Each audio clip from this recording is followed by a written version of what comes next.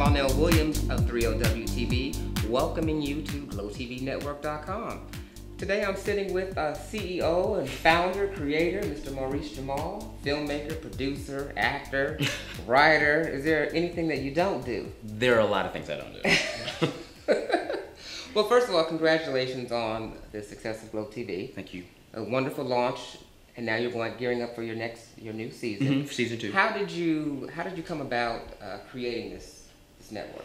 I mean, I think it really came about. I mean, you know, I'm a filmmaker, as you know, and spent a lot of years pitching projects in Hollywood. And I think there was a particular year where I was fortunate enough to sit down with the presidents of BET, TV1, you know, Logo, MTV, and it's not so much that I was tired of getting the no's around gay content, and in particular gay content of color.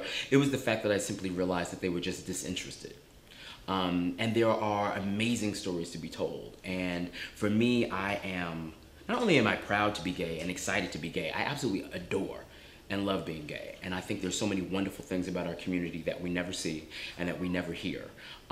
But you can't ask somebody else to tell your story. Right. You have to do it yourself. So for me, I felt like there needed to be a venue where filmmakers and storytellers of color that are gay and lesbian could put out their content. And so I was like, well, then, you know, don't complain about what somebody else is not doing, simply step up and try to help out. And so that's really what that's really how Glow started. How it started. Yeah.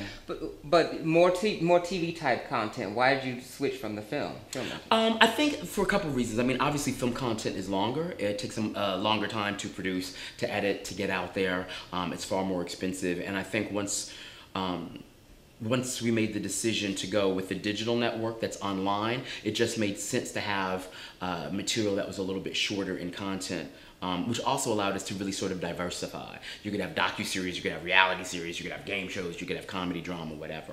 Instead of trying to get everything in one film, we had an opportunity to have more people creating content and more people directing and producing and stuff like that. Because I didn't want the network to be mostly stuff that I was writing or directing. So what's your favorite show on Glow? Oh. That would get me in trouble. Do I have a favorite show? It better be Pillow Talk. I'm sorry. So what was that?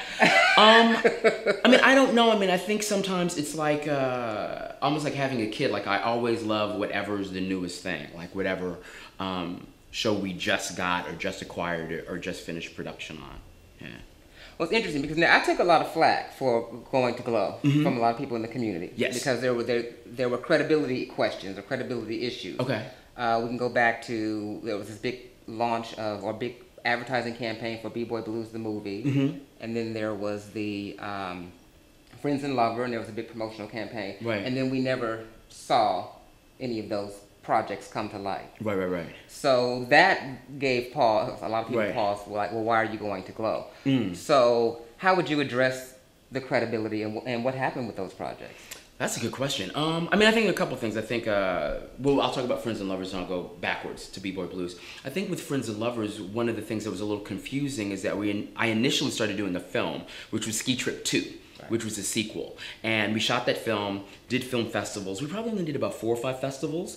And then at that point, we decided to, or I should say I decided to go back, shoot more content, and sort of expand it into the TV show that was Friends and Lovers. So I think some people were looking for a Friends and Lovers DVD and didn't recognize that it was actually going as a web series and that was going on the network. So I just think that was just sort of a communication marketing thing. As far as B-Boy Blues, I love the book. It was my favorite book actually when I was growing up. I mean, it was the first gay book I read, and like a lot of people out there, I think, I hid it under my pillow and read it at night. And I read it over and over again for years. So I think back in 2005 or so, I sat down and James Earl Hardy and I talked about the film and the fact that I thought that the book should really be a film and that I thought I was the right person to direct the film. So we were in development for maybe about a year and a half, maybe even 2 years. And then it just didn't work out. I think creatively, James and I had a different opinion about the script. And it's James's book. I mean, James is gonna, Right. it's his vision, it's his book, it's his characters. And so I really respected that. So, yeah, so that's really what happened, which happens in the business all the time. Somebody's attached to a project, you work on it, you develop it, the project kind of moves on. I believe they're in development now, which I think is great, because the movie needs to be seen and the story needs to be told. But you do realize how that creates the perception that you're not necessarily responsible or reliable when you, because you were the face of the promotion of creating those projects, right?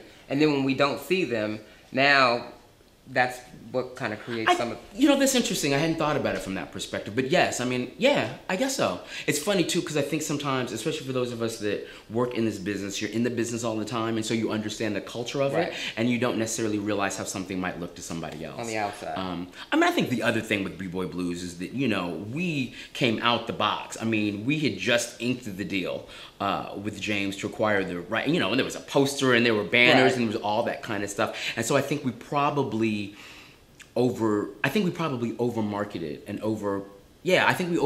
over-promoted just the signing of the contract, as opposed to waiting to do that when we actually had shot the film. Well, and one of the other things is raising the capital to produce the film, and I don't think a lot of people understand what that takes. Right. Tell us a little bit about how you would raise money for an independent film. Well, I mean, I think there's a difference between raising money for an independent film and an independent black film and an independent black gay film. And as you can imagine, it gets harder and harder and harder. I mean, I think B-Boy Blues, we had budgeted a little bit over $2 million, almost $3 million.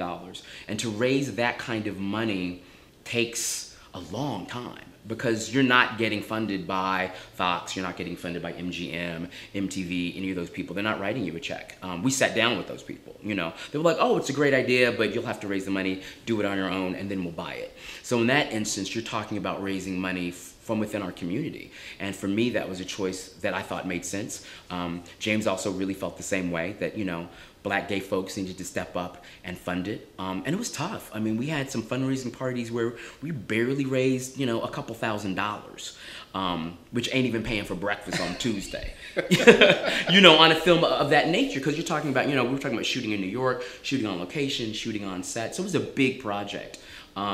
So it takes a long time to raise that kind of money. I mean, I think one of the things you see now is you see people on Kickstarter and Indiegogo who were trying to raise $5,000. $10,000 and can't do it. So you can imagine and those are from like friends and family. So you can imagine what it's like to try to raise $2 to $3 million from black gay folks you don't know. But then how do you go from that, which is one individual project, to a network? Because that's going to take even more capital.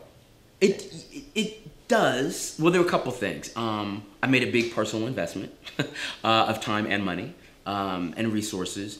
But because of and this is the other reason that we decided to go with television format, go online, because when you're producing a 15-minute talk show, it's not nearly as costly as producing a feature film. So you just find ways to work stuff out. And again, we're not funding everything ourselves. Like, we have creative partners, so our producers and our directors control their show, control what the content is, and Glow is simply a conduit, a pathway to get it out to people. So that's also another reason that it's a subscription service and why people should support it, because they're actually building and investing in the shows on the Most definitely, yeah. I mean, and we were subscription based for the first year, and we're actually going to move to a non-subscription basis for season 2. So then will advertisers pay for it, or yeah, there'll be advertisers. Okay. We've got some private investors and stuff like that. I just felt it was important. I mean, well, honestly, I think one of the reasons why we started it is because, for me,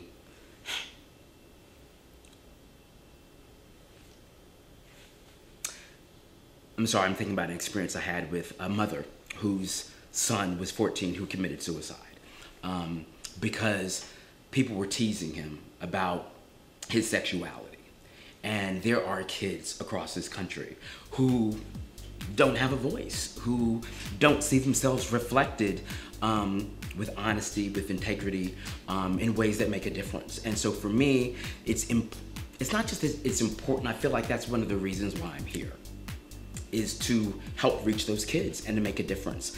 And so if a $5 a month subscription keeps some young people from being able to see their stories and see themselves reflected, then for me, as a not even as a businessman, just as an individual, as a child of God, I feel like there's a different way to then do what we're doing so that more people can see it.